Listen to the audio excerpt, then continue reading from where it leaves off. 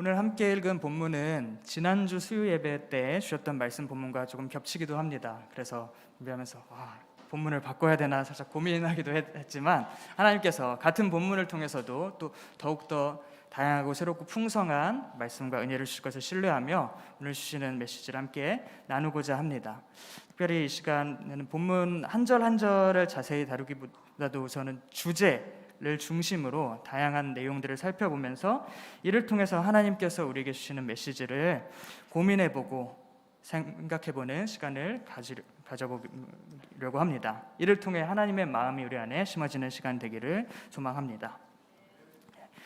이런 말이 있습니다. 하나님의 마음이 없는 곳마다 선교지이고 하나님의 마음이 있는 곳마다 선교사이다 라는 말이 있습니다. 혹시 들어보신 적이 있으신지요? 혹시 화면 하나님의 마음이 없는 곳마다 선교지이고 하나님의 마음이 있는 곳마다 선교사이다. 누구든지 그 안에 하나님의 마음이 없는 사람은 그가 교회를 얼마나 오래 다니고 열심히 다녔든 간에 또 교회 생활을 얼마나 열심히 하든 간에 여전히 하나님의 마음을 알 필요가 있고 그 안에 하나님의 마음이 심어질 필요가 있는 선교지와 같다는 것입니다. 또 반대로 하나님의 마음을 알고 그 안에 하나님의 마음이 있는 사람은 누구든지 그 마음을 따라 살아가며 그 하나님의 마음을 다른 사람들에게 전하게 되는 선교사와 같은 삶을 살아가게 된다는 것입니다. 이처럼 하나님께서는 모든 사람들에게, 모든 그리스도인들에게 선교를 향하신 하나님의 마음을 부어주십니다. 그래서 복음을 경험한 사람들은 누구든지 이 복음을 다른 사람들에게 어떻게든 좀 나누고 전하고자 하는 그런 관심과 열망을 가지게 됩니다. 이처럼 복음을 전하는 선교는 하나님께서 모든 그리스도인들에게 주시는 사명입니다. 여기서 말하는 선교란 꼭 해외 선교나 이런 것을 말하는 것은 아닙니다. 우리는 다양한 방식으로 선교에 참여하며 선교적 삶을 살아갈 수 있습니다. 우리가 읽은 빌립보서의 앞에 1장 부분을 보면 바울은 빌립보 교회 교인들에게 이렇게 말합니다. 빌립보서 1장 3절부터 5절까지 중에 5절을 제가 한번 읽어드리겠습니다. 너희가 첫날부터 이제까지 복음을 위한 일에 참여하고 있기 때문이라. 아멘. 바울은 빌립보 교회 교인들이 복음을 위한 일에 참여하고 있다라고 말합니다. 이것이 이들이 전부 다 짐 싸들고 바울이 가는 전도 여행을 다 따라다녔기 때문이 아닙니다. 오히려 이들이 다양한 방식으로 바울과 동역하고 기도하고 후원하며 봉사하고 또 각자 나름대로 복음을 위해 고민하고 분투하며 살아가는 그 모든 것을 통해 이들이 복음을 위한 일에 참여하고 있는 것이다 라고 말하는 것이죠. 이처럼 우리는 다양한 방식으로 복음을 위한 일, 곧 선교에 참여할 수 있습니다. 직접 가는 선교사뿐만 아니라 보내는 선교사도 있고요. 또 교회 학교 교사로서 아이들을 돌보고 섬기며 아이들에게 하나님의 사랑을 전하는 것, 그건 역시 선교입니다. 다음 세대 선교이지요. 또 목장 모임을 인도하며 목원들을 돌보고 섬기고 하시는 것 또한 선교입니다. 넓은 힘에서 이 모든 것이 다 선교에 포함됩니다. 그래서 각종 위원회와 사역팀을 섬기시면서 봉사하고 사역을 섬기시는 것, 그것 또한 선교가 될 수 있습니다. 뿐만 아니라 직장에서 그리스도인으로서 최선을 다해 살아가는 것, 그것도 넓은 힘에서 다 선교가 될 수 있습니다. 내가 그리스도인이기 때문에 선한 영향력을 발하기 위하여 고민하고 씨름하며 분투하는 것, 그러면서 하루하루를 살아내는 것, 그 자체도 하나님의 마음으로 하고 복음에 대한 열정을 하고 있다면 선교가 될 수 있는 것입니다. 그리고 실제로 그렇게 직장에서 그리스도인으로서 묵묵히 최선을 다하는 한 사람 한 사람을 통해서 그 사람들 주변 사람들에게 선교의 접촉점이 생기기도 하지요. 또 가정에서 가족들, 특히 자녀들을 돌보며 자녀들에게 신앙을 전수하고 또 특히 또 믿지 않는 자녀들을 사랑하고 돌보며 섬기는 것 또한 선교가 될 수 있습니다. 이 모든 것이 다 넓은 의미에서 선교에 포함될 수 있습니다. 이처럼 우리 모두는 선교로 부르심을 받았으며 다양한 방식으로 선교에 참여합니다. 선교란 그리스도인에게 이렇게 마땅하고 당연하며 자연스러운 것입니다. 하지만 그렇다고 우리가 하는 모든 것이 다 선교인 것은 아닙니다. 선교가 마땅하고 자연스러운 것이지만 자동적으로 이루어지는 것은 아닙니다. 그렇다면 우리는 어떻게 하면 이러한 선교에 참여하며 선교적인 삶을 살아갈 수 있을까요? 선교는 어떻게 이루어지는 것일까요? 먼저 이 시간 이 선교가 이루어지는 방식에 관한 두 가지 패러다임을 한번 소개해 보고자 합니다. 그 두 가지 패러다임은 바로 확산과 번역입니다. 먼저 선교를 확산 혹은 전파로 이해하는 방식이 있습니다. 확산은 사전적으로 찾아보면 그렇죠. 어떤 것이 흩어져서 널리 퍼지는 것을 이야기하지요. 어떤 한 곳에 있는 특정한 것이 다른 곳으로 퍼져나가는 것입니다. 그림을 하나 보여주시면 마치 간단히 그림처럼 여기서 한 곳에 모여있던 것들이 쫙 다른 곳으로 퍼져나가는 것, 이것이 우리가 흔히 쉽게 생각할 수 있는 확산입니다. 선교도 복음을 전파하는 것이기 때문에 이러한 확산과 같은 측면이 있다고 할 수 있을 것입니다. 마태복음 28장에서 부활하신 예수님은 제자들을 파송하시면서 가서 모든 민족을 제자로 삼아 아버지와 아들과 성령의 이름으로 세례를 베풀고 내가 너희에게 분부한 모든 것을 가르쳐 지키게 하라 라고 말씀하셨습니다. 즉 모든 민족에게 가서 전파하고 확산시키라는 것이죠. 또 창세기 12장에서 하나님은 아브라함과 그 자손들에게 복을 주시는데 이 또한 그들만을 위한 것이 아니라 땅의 모든 족속이 다 복을 받게 하기 위함이었지요. 이처럼 확산, 전파라는 것은 기독교의 선교가 어떤 것인지를 보여주는 데 있어서 의미 있고 중요한 패러다임이라고 생각됩니다. 그런데 그렇듯 선교를 확산으로만 생각하다 보면 생겨나는 문제점이나 한계가 또 있습니다. 그것은 무엇이냐면 복음이 가진 어떤 문화적인 측면, 상황적인 측면, 상대적인 그런 것들이 있는데 우리가 그냥 전파하고 확산하는 것으로만 생각할 때는 그런 것을 놓쳐버리기가 쉽다라는 것입니다. 복음과 문화와의 관계에 있어서 오늘날 선교학자들은 이야기합니다. 복음은 문화를 떠나서는 존재할 수 없다고 말이죠. 복음은 언제나 어떠한 특정한 문화 속에서 그 사람이 속한 상황과 언어와 문화와 맥락 속에서 그 상황 속에서만 받아들여질 수 있고 이해될 수 있다는 것이죠. 어떤 문화적 상황이나 맥락과 상관없는 순수한 복음, 있는 그대로의 복음 그 자체라는 것은 이론적으로는 존재할 수 있지 모르겠지만 현실 속에서 우리가 그것을 인지하거나 우리가 접근할 수 있는 형태로는 존재하지 않는다는 겁니다. 적어도 우리가 현실 속에서 만나고 이해하고 경험하는 복음은 언제나 우리 언어와 문화와 상황과 이런 틀을 통해서만 가능하다는 것입니다. 물론 이것은 복음뿐 아니라 우리가 하는 모든 이해나 인식에 대해서 똑같이 해당되는 겁니다.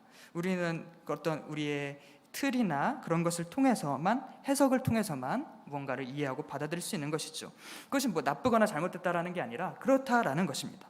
그런데 우리가 선교를 확산으로, 전파로만 생각했을 때는 그렇게 받아들이는 사람의 처한 상황이나 문화에 대해서 좀 간과하게 될 수가 있습니다. 근데 물론 우리가 복음은 그래도 좀 너무 상황적이고 상대적인 걸 물론 필요하지만 그래도 진리는 절대적인 게 아니냐, 절대적인 것이지 어떻게 그렇게 상대적일 수가 있겠느냐라고 하는 질문을 던질 수도 있을 것 같습니다. 그래서 한번 다음 그림을 한번 보면서 생각해 보면 좋겠는데요. 그림 다음에 입체 도형들이 여러 가지가 나왔는데 이 다양한 도형들이 다양한 사람들이 다양한 시대 속에 또 상황 속에 처한 그런 문화나 상황, 맥락이라고 한번 생각해 보겠습니다. 어떤 사람은 그런 사각기둥, 정육면체의 모양으로 이렇게 무언가를 이해하고 받아들이고, 어떤 사람은 원뿔, 어떤 사람은 삼각기둥 모양으로 무언가를 받아들이게 될 것입니다. 근데 예를 들어서 어떤 사람이, 이 화면은 없지만 별 모양의 상황을 가진 사람이 별 모양으로서 복음을 듣고 경험하고 받아들였습니다. 복음을 믿었습니다. 그래서 이 사람이 경험한 복음은 별 모양이 되었습니다. 그런데 이 사람이 그래서 그 복음을 다른 사람들에게 나누어주고 싶어서 전하는데 이 자기가 경험한 복음은 이건 절대적인 진리고라는 것은 별 모양이니까 그럼 별 모양으로 전해주고 싶을 것입니다. 그럼 별 모양으로 이 별 모양을 가지고 사각 기둥이나 삼각 기둥 이런 모양에 어떻게든 넣어주려고 우겨 넣다 보면 어떤 일이 일어날까요? 들어가지 않거나 아니면은 이 그 별 모양이 부러지거나 아니면 그 받는 사람의 사각형, 삼각형 모양이 부러지거나 할 것입니다. 그래서 그런 걸 생각해 볼 때 우리가 그냥 이것을 확산으로만 생각했을 때 뭔가 조금 이런 현실 속에서 어려움이나 문제가 발생할 수 있지 않을까 생각할 수가 있겠습니다. 그런데 그 전달하는 것이 그 별 모양이 만약에 고체와 같은 것이라면 그럴 텐데, 만약에 우리가 그 복음과 또 진리를, 우리가 믿는 기독교 신앙을 절대적인 것이라고 믿지만 이것을 절대적이면서 동시에 상대적일 수도 있지 않을까, 절대적인 상대성 혹은 절대적이면서 동시에 상황적인 것, 유동적인 것일 수도 있지 않을까 하는 생각을 해봅니다. 만약에 이것이 복음이 고체가 아니라 액체나 기체와 같다면, 예를 들어서 물과 같은 것이라면, 그럼 그 복음은, 그 물은 별 모양에 들어갔을 때는 별 모양의 물이 될 것입니다. 그런데 그 물이 사각형 모양, 삼각형 모양에 갔을 때는 사각형 모양으로 들어가게 될 것이고, 삼각형에 들어갔을 때는 삼각형 모양으로 들어가게 될 것입니다. 그렇듯 모든 상황과 맥락에 다 적용될 수 있는, 무궁무진하게 변화할 수 있는 상대성, 상황성을 가진 것이면서 동시에 그 물이라는 본질은 변하지 않죠. 절대적인 본질은 변하지 않는 것입니다. 그럼 우리가 복음을 전하는 것도 이런 측면에서 생각해 볼 수 있지 않을까 하는 생각을 해보게 됩니다. 그래서 또 이런 것을 염두에 두면서 이런 측면에서 우리는 복음이 가진, 우리가 절대성을 훼손하지 않으면서도 상대성, 상황성, 문화성을 생각해 볼 수 있을 텐데요. 이런 것에 따라서 학자들은 이제 복음을 확산으로만 이해하는 것에 한계점을 인식하고 번역이라는 패러다임을 이야기하기 시작합니다. 번역, 복음을 전하는 것, 선교란 곧 번역하는 것과 같다라는 것이죠. 번역은 사전적 의미로는 어떤 언어로 된 글을 다른 언어의 글로 옮기는 것이지요. 그런데 선교가 바로 이 번역이라는 방식을 통해서 이루어진다라는 것입니다. 이 사전적인 의미의 언어의 번역을 통해서도 이루어지죠. 우리도 복음을 다 한국어로 들으셨지 않습니까? 대부분 아마 그러실 것입니다. 그리스어 히브리어로 들으시는 분은 없을 것 같은데요. 네, 한국어로 복음을 들었습니다. 네.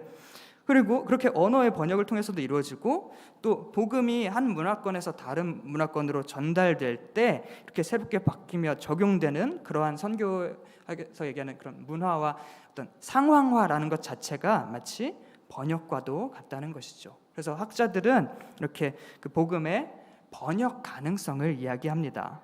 복음 자체가 가진 능력이, 이 복음은 온갖 언어와 문화와 시대와 상황과 맥락 속에서 무한하게 다르게 새롭게 번역되고 적용될 수 있다라는 것이죠. 그런 능력을 가진 것이 복음의 번역 가능성이라는 것입니다. 그래서 우리는 선교를 이렇게 번역이라는 패러다임으로 이해해 볼 필요가 있을 것 같습니다. 선교의 번역 방식은 무엇인가라고 했을 때 선교란 마치 번역과도 같다라는 것이죠. 그렇다면 우리는 선교에 있어서 왜 복음을 번역해야 하는가, why, 번역의 당위성에 대해서 우리 지금까지 살펴본 것에 더해서 몇 가지를 좀 살펴보고자 합니다. 우리는 왜 번역을 해야 하는가? 우선 첫째로는 사람들이 들을 수 있게 해주기 위해서라는 생각이 듭니다. 아무리 좋은 내용이라도 사람들이 듣지 않는다면, 듣지 못한다면 아무런 소용이 없겠지요. 비긴 어게인이라는 영화가 있습니다. 우리 위 목사님께서 주일 낮 예배 설교, 갈라디아서 설교를 시작하시면서 제목으로 인용해 주신 영화이기도 한데요. 거기에 보면 이런 대사가 있습니다. 그 여자 주인공 키이라 나이틀라는 배우가 연기한 그 인물이 만든 자작곡 노래를 듣고 남자 주인공 마크 러팔로라는 인물이 연기한 그 인물이 음반 제작을 제안합니다. 딱 곡을 들어보고 이게 너무 좋은 곡이다라는 걸 딱 직감하고 음반 만들자라고 하는데, 근데 여자 주인공이 이런 얘기를 합니다. 음악에서 중요한 것은 진정성이다 라고 말이죠. 진정성이 중요한 거다. 근데 이 남자 주인공이 또 이렇게 말합니다. 그래, 진정성 맞다. 그런데 사람들이 너의 노래를 듣게 만들어야 그 진정성이 발휘되지 않겠냐라고 말이죠. 저는 이것이 우리가 복음을 전하는 데 있어서도 굉장히 중요한 통찰을 준다고 생각을 합니다. 복음에서 중요한 것은 당연히 그 내용입니다. 진정성, 그 내용이 가장 중요한 것은 당연합니다. 그러나 그 사람들이 그 복음을 들을 수가 없다면 그것은 아무런 능력을 발휘하지 못하는 것이죠. 사람들이 그 복음을 들을 수 있게 만들어줘야 그 복음이 힘을 발휘할 수 있게 되는 것이죠. 그래서 우리는 사람들이 복음을 들을 수 있도록 그 복음을 번역해 줄 수 있어야 합니다. 다른 사람들의 그 상황에 맞게 들릴 수 있도록 번역해 줘야 하는 겁니다. 번역에 다양한 예가 있을 것입니다. 우리가 다른 사람한테 전할 때도 그 사람과 계속 관계 전도를 할 때도 접촉점을 가지고 관심 가는 이야기를 하면서 그것을 통해서 복음을 전하기도 하고, 또 저는 지금 교회 학교 전도사로 생각을 하고 있는데 우리 아이들에게 그렇게 말씀을 전할 때도 이것이 참 번역이라는 생각이 듭니다. 그냥 제가 은혜 받고 제가 좋은 내용을 그냥 전하면 되는 게 아니라 아이들이 듣고 받아들일 수 있는 그런 걸로 번역을 해서, 한국말에서 한국말이지만 번역을 해서 전해줘야 하는 것이죠. 그래야 이 복음이 전달될 수가 있는 것입니다. 그래서 특별히 또 우리가 복음을 말로만이 아니라 우리의 삶으로 살아내고 그렇게 삶으로 번역해서 보여줄 수 있다면 그 복음은 훨씬 더 강력하고 우리 시대 사람들의 마음에 심어질 수 있는 능력의 복음이 될 것입니다. 또 우리가 번역을 해야 하는 또 다른 이유는 아까도 살펴보았지만 우리가 번역이라는 관점으로 이해하지 않을 때 생기는 한계나 문제점들이 있을 수 있기 때문입니다. 우리가 그 신앙을 삶으로 번역해야 된다라는 것을 생각하지 않는다면 우리는 우리의 신앙과 삶이 괴리가 일어날 수도 있습니다. 교회 생활과 직장, 교회 밖에서의 생활이 괴리가 되는 경우가 많이 일어납니다. 그러나 이 복음은 언제 어디서나 교회 안에서만 적용되는 게 아니라 밖에서도 적용되어야 된다는 것을 생각한다면 그러면 우리는 신앙과 삶의 괴리를 줄여나갈 수 있을 것입니다. 또 아까 살펴봤던 그 확산 패러다임으로만 선교를 이해했을 때 어떤 그 전달자의 문화 그것만이 그 주가 되고 수용자의 문화나 상황은 간과되면서 마치 그 전달자의 문화를 이식하는 것이 복음 전달인 것처럼 오해되는 경우가 생겨납니다. 예를 들어서 서구 선교사들이 우리나라를 포함한 다양한 곳에 갔을 때 복음을 전하고자 하는 마음으로 했지만 때로는 그저 서구 문화, 문명을 이식해 주는 것을 가지고 이것이 복음 전파다라고 착각하거나 그런 오해를 했던 적들이 있었던 것처럼 말이죠. 또 우리가 복음을 원래 성경의 내용 자체가 애초부터 그런 특정한 상황과 문화와 맥락 속에서 이해되고 주어졌다라는 것을 우리가 인식하지 않는다면, 그럼 번역해야 된다라는 것을 인식하지 않는다면 또 우리가 성경을 문자적으로만 이해하고 적용하는 그런 또 문제가 생겨날 수도 있습니다. 한 가지 예로 생각이 나는 것이 미국의 남북 전쟁 시기에 남부의 많은 사람들은 그리스도인들도 노예제를 찬성했습니다.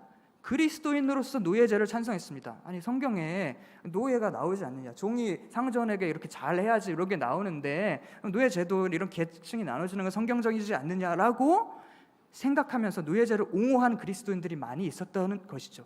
그런데 뭔가 이상하지 않습니까? 사실 그것은 성경이 말해주고 하자는 그 복음은 그 당시에 거기에서 나왔던 것은 노예제를 옹호하는 것이 아니라 성경 본문은 그 당시 문화권 속에서 노예 제도가 너무나도 당연했고 노예는 사람 취급도 하지 않는 게 너무나 당연했던 그 문화, 당시 고대의 문화와 배경 속에서 오히려 성경은 뭘 말해주고 있냐면 종이나 자유인이나 다 하나고 주 안에서 너희는 형제고 동역자고 종은 상전을 섬기지만 상전도 종을 함부로 대하지 말고 사랑을 부드럽고 같은 인간으로 동역자로 대해야 한다. 그 자체로 이미 그 고대 세계 속에서 충분히 엄청나게 놀랍고 혁명적인 그런 것이 바로 복음이었던 것입니다. 그런데 우리가 그것을 이해하고 오늘의 상황에 적용하는 게 아니라 만약 그 자체 성경에선 노예가 있네? 그럼 노예 있어야 되는 거 아니야? 이렇게 생각한다면 그것은 복음의 번역이라는 것에 대해서 이해하지 못하는 그런 안타까운 결과가 나타나게 되는 것이라는 겁니다. 그리고 또 우리가 번역이라는 패러다임으로 생각해봐야 될 또 가장 중요한 이유는 기독교 선교의 패러다임은 본래부터 번역이었기 때문입니다. 초기 그리스도인들은 자신들이 만나고 경험한 예수 그리스도의 또 죽으심과 부활하심과 그분의 메시지와 그분의 삶과 사역을 끊임없이 증언하며 구전 전승으로 또 그것을 글로 편지로 복음서로 또 기도와 찬양과 예배로 전도와 구제와 삶의 실천으로 번역하며 적용했습니다. 삶의 다양한 영역으로 번역해 나갔던 것입니다. 이처럼 기독교의 패러다임은 본래부터 번역이었습니다. 이러한 이유들에서 우리는 마땅히 선교를 번역이라는 관점에서 이해하고 생각해 볼 필요가 있습니다. 그리고 우리가 믿고 경험한 복음을 다른 문화와 상황 속에 끊임없이 번역하며 적용할 필요가 있습니다. 그렇다면 이 번역이 기독교 역사 속에서 어떻게 이루어져 왔는지 몇 가지 조금 살펴보고자 합니다. 우리가 읽고 있는 성경 일단 당연히 우리가 아까 살펴본 것처럼 언어적으로도 번역된 것이죠. 우리말로 하나님께서 우리말로 번역해서 성경을 주셨습니다. 얼마나 감사한지요. 그리고 본래의 성경 자체도 사실은 그냥 있는 그대로가 아니라 예수님의 삶과 사역 또 그에 대한 증언을 글로 옮긴 것이지요. 그리고 특별히 또 예수님의 말씀, 예수님께서는 아람어를 사용하셨다고 여겨지는데 신약 성경은 헬라어라고 하는 그리스어로 쓰여졌습니다. 신약 성경이 쓰일 때부터 애초에 번역되어서 쓰여지기 시작한 것이죠. 이미 성경 자체가 번역된 것입니다. 그리고 우리가 복음서가 4가지가 있죠. 사복음서가 있는데 각각의 다른 강조점이 있습니다. 가장 먼저 쓰여진 복음서가 마가복음이라고 보통 그렇게 학자들이 이야기를 하는데 그 마가복음과 또 다른 예수님에 관한 이야기들을 토대로 마태복음은 그 마태 공동체에게 더 필요한 새로운 강조점을 가지고 그 마가복음과 자료들을 가지고 그 공동체와 그 상황에 맞도록 특별히 유대 중심의 그 공동체 상황에 맞도록 그것을 번역하고 적용한 것이고요. 누가복음도 마찬가지로 더 이방 친화적인 그런 복음서로 새롭게 재해석하고 적용해낸 것입니다. 번역한 것입니다. 요한복음도 마찬가지고요.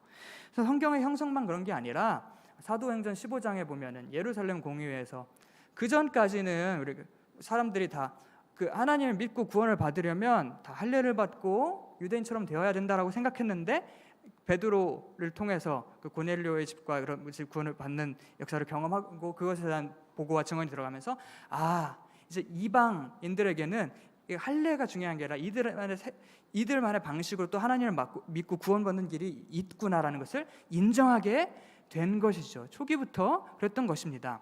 또 사도 바울은 고린도전서 9장에 보면 이런 얘기를 하죠. 다음 고린도전서를 혹시 한번 보여주시면 이렇게 이야기합니다. 유대인들에게는 내가 유대인과 같이 되고 이방인들에게는 이방인과 같이 되고 하면서 여러 사람에게 여러 모습이 된 것은 아무쪼록 몇 사람이라도 구원하고자 합니다 라고 말하는데 무슨 말이냐면 사도 바울의 삶과 사역 자체가 그랬다는 것입니다. 유대인들에게는 유대인과 같이 이렇게 자기를 번역하면서 자기 자신 그렇게 복음을 전했던 것이고요, 이방인들에게는 그 이방인들의 상황에 맞는 그 방식으로 그 언어로 자신을 번역하면서 복음을 전했던 것이죠. 사도 바울도 그랬고 또 신약만 그랬을까요? 구약 성경의 형성 자체도 사실 번역이었습니다. 저는 대학원에서 또 구약학을 공부하고 있는데요. 구약학을 공부하면 또 반드시 맞닥뜨려야 하는 주제 중에 하나가 구약 성경과 고대 근동이라고 하는 세계의 문헌들과의 유사성입니다. 고대 이스라엘은 그냥 딱 진공 속에서 그냥 딱 존재했던 것이 아닙니다. 주변 세계 막 메소포타미아 문명과 뭐 이집트와 그 바빌로니아 제국, 뭐 아시리아 제국 이런 제국들의 사이에 상호작용하고 영향을 받으면서 존재했는데요. 그러다 보니까 성경의 많은 부분, 많은 이야기나 내용이나 뭐 양식이나 이런 것들이 주변 세계의 문헌과 굉장히 유사성을 보여줍니다. 그런데 되게 신앙의 열정으로 복음의 그 독특성을 지키고자 하는 열정으로 어떤 사람들은 그런 사실을 애써 부인하면서 막 그래도 성경이 아니지 그거 다 그냥 뭐 없는 얘기지라고 생각하기도 하지만, 혹은 성경이 더 먼저지라고 생각하기도 하지만, 사실 그 고대 주변 세계의 문헌들이 훨씬 더 오래됐습니다. 먼저 쓰여졌습니다. 그래서 비판적인 분들이나 신앙이 없는 분들은 성경 특별한 거 하나도 없네, 성경 다 베낀 거네, 이렇게 얘기하기도 합니다. 하지만 그렇지 않겠죠. 저희가 믿기는 성경은 그런 것이 아닙니다. 무엇이냐면, 구약 성경은 무엇이냐면 고대 주변 세계에 당연하게 널리 퍼져 있었고 당대 사람들이 너무도 익숙하게 잘 알고 있었던 이야기와 양식과 내용들을 활용하고 차용해서 그것을 가지고 이스라엘의 야훼 하나님에 대해서 증언하는, 하나님에 대해서 이야기하는 것이라는 겁니다. 예를 들어서 뭐 홍수설화라던가 창조설화 이런 것도 되게 고대 근동 문헌을 보면은 굉장히 비슷한 것이 많습니다. 성경과 물론 비슷할 뿐만 아니라 굉장히 다릅니다. 굉장히 다른데 그것을 우리가 어떻게 이해할 수 있냐면요, 그것이 뭐 베끼거나 이런 게 아니라 예를 들어서 오늘날 우리도 목사님들이 설교하시면서 예화로 뭐 우리가 다 알고 있는 유명한 드라마라던가 뭐 이상한 변호사 우영우 이런 인기 있는 드라마를 이야기하면서 드라마 이야기를 하고자 하는 게 아니지 않습니까? 드라마를 통해서 결국 하나님에 대해서, 우리 기독교인의 삶에 대해서 이야기하는데 마치 구약 성경도 그거와 같은 거죠.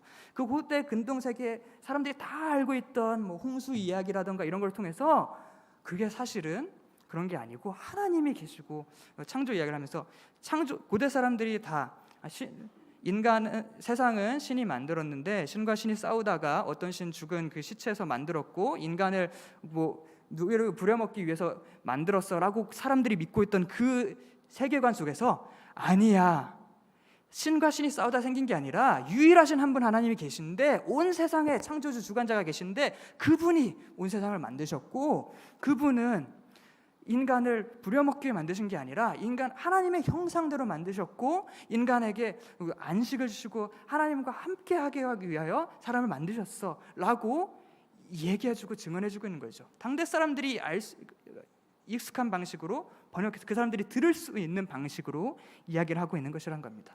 그래서 처음부터 성경과 또 기독교는 번역 패러다임이었습니다. 무엇보다 번역의 가장 중요하고 강력한 예는 바로 예수님의 성육신입니다. 예수님, 하나님이신 예수님이 인간의 몸으로 오신 것입니다. 하나님이 자기 자신을 인간이라는 몸과 언어로 번역하신 것이지요. 요한복음 1장 14절을 새 번역으로 보면은 이렇게 말해주고 있습니다. 요한복음 1장 14절 보면은 화면에 혹시 나오시면 그 말씀은 육신이 되어 우리 가운데 사셨다. 우리는 그의 영광을 보았다. 그것은 아버지께서 주신 외아들의 영광이었다. 그는 은혜와 진리가 충만하였다. 아멘. 하나님의 말씀, 그 말씀이 육신이 되어서 우리 가운데 사셨고 오셨고, 그래서 그것을 통해서 우리는 그의 영광을 볼 수 있게 된 것입니다. 번역을 통해서 우리가 하나님을 만나고 알 수 있는 길이 열리게 된 것이죠. 오늘 본문에도 빌립보서 2장 5절부터 보면은 이렇게 얘기해주고 있습니다. 너희 안에 이 마음을 품으라. 곧 그리스도 예수의 마음이니 그는 근본 하나님의 본체시나, 하나님이신데, 하나님과 같은 본질의 하나님이신데 하나님과 동등됨을 취할 것으로 여기지 아니하시고, 7절에 보면 오히려 자기를 비워 종의 형체를 가지사 사람들과 같이 되셨습니다. 하나님이 자신을 사람으로 번역하신 것이죠. 사람의 모양으로 나타나사 자기를 낮추시고 죽기까지 복종하셨으니 곧 십자가에 죽으심이라. 아멘. 이렇듯 예수님께서 친히 우리를 위하여 번역의 본을 보여주셨습니다. 예수님의 성육신이야말로 번역으로서의 그 선교의 근원이자 출발점이며 가장 좋은 모범입니다. 자, 그렇다면 우리도 예수님을 믿고 따르는 사람으로서, 우리도 다 이렇게 선교에 관심을 가진 사람들로서 어떻게 우리는 이 선교에 참여하기를 할 수 있을까요? 우리가 복음을 번역해내기 위해서 우리는 어떻게 할 수 있을까요? 먼저 우리는 복음을 잘 알아야 합니다. 한 언어를 다른 언어로 번역하기 위해서는 그 원래의 언어를 잘 알아야 되는 것처럼 당연히 우리는 복음을 다른 사람들에게 전해주기 위해서는 일단 그 복음을 내가 잘 알고 경험하고 그 나의 방식이라 할지라도 나의 문화와 상황 속에서라 할지라도 잘 알아야 합니다. 특별히 가능하다면 우리가 성경을 읽고 공부할 때 그 원래의 그 본래의 맥락과 상황이 어땠을까를 좀 더 생각하며 연구하며 그 본래의 의미를 최대한 알기 위해서 우리가 노력할 수 있습니다. 공부하고 또 기도하고 묵상하면서 또 하나님과의 교제를 통해서 하나님을 잘 알고 복음을 잘 알아야 그게 출발점이죠. 그래야 그것을 일단 그걸 알아야 아는 것을 전할 수 있지 않겠습니까? 아는 것을 번역할 수 있지 않겠습니까? 그런데 거기서 끝이 아닙니다. 복음을만 잘 알면 되는 게 아니라 우리는 두 번째로 우리의 삶을 잘 알아야 됩니다. 우리가 처한 세상과 문화와 현실을 또 잘 알아야 됩니다. 외국어에서 한국어를 번역을 하려면 예를 들어서 영어에서 한국어로 번역을 하려면 영어만 잘한다고 되는 게 아니라 한국어도 잘해야 번역을 잘할 수 있는 것처럼 우리도 복음을 우리 시대와 상황에 맞게 번역해주고자 한다면 우리 시대를 잘 알아야죠. 우리 상황을 잘 알아야죠.